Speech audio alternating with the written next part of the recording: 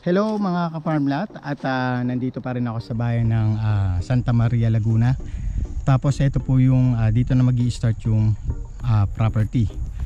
Meron pong tubig yan, medyo tuyo lang kasi alam naman natin tag-init ngayon. At ito yung property. Kasi ito yung daanan, yung kalsada nila dito. Yan, of course hindi mawawala po yung linya ng kuryente.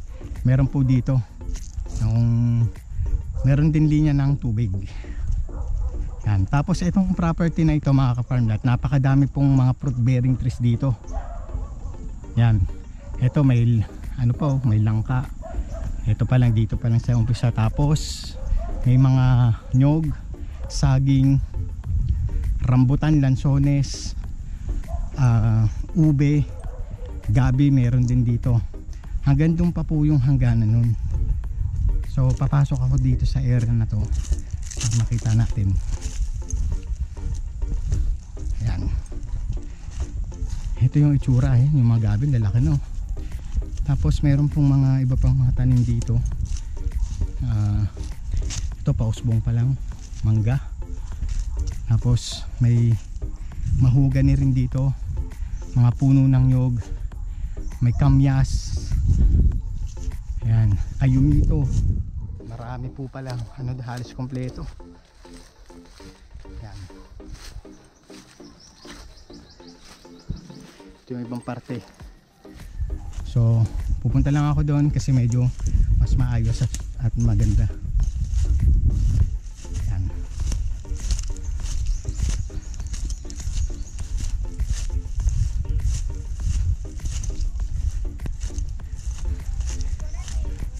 So dito sa parte na to medyo nalinisan na nila.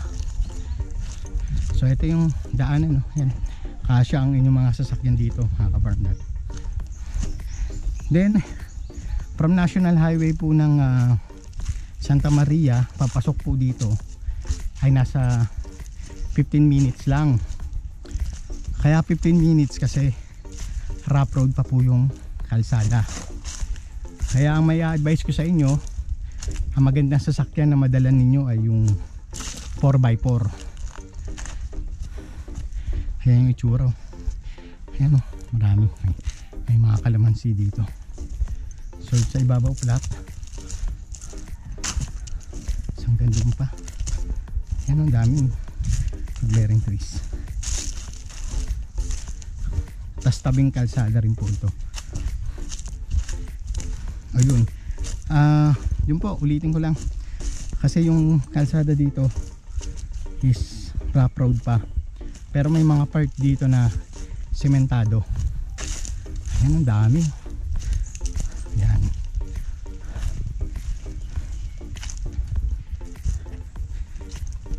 Kaya 4x4 po ang magandang sasakyan na ipasok nyo dito.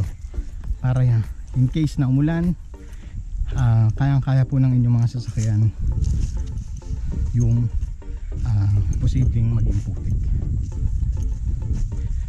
Ayan, hanggang dun pa po. So ang total area nito mga ka-farmlat is nasa 3 hektarya. Then ang halaga naman nito is 350 pesos per square meter. So mura na po ito kasi malaki po at maganda yung area. Hanggang doon pa po yun. Tapos may suha din po dito.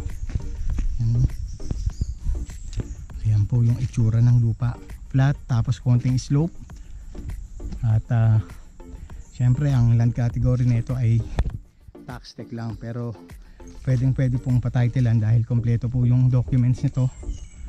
Meron pong cadastral map at kung ano-ano pang mga pwede po ninyong hanggang dun pa po yan.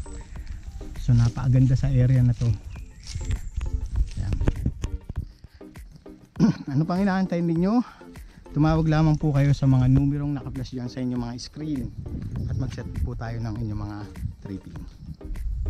Once again, ito si Jem, ang inyong tagapaglingkod at tagapagbalita ng magagandang property. Have a nice day po mga ka-farmlat.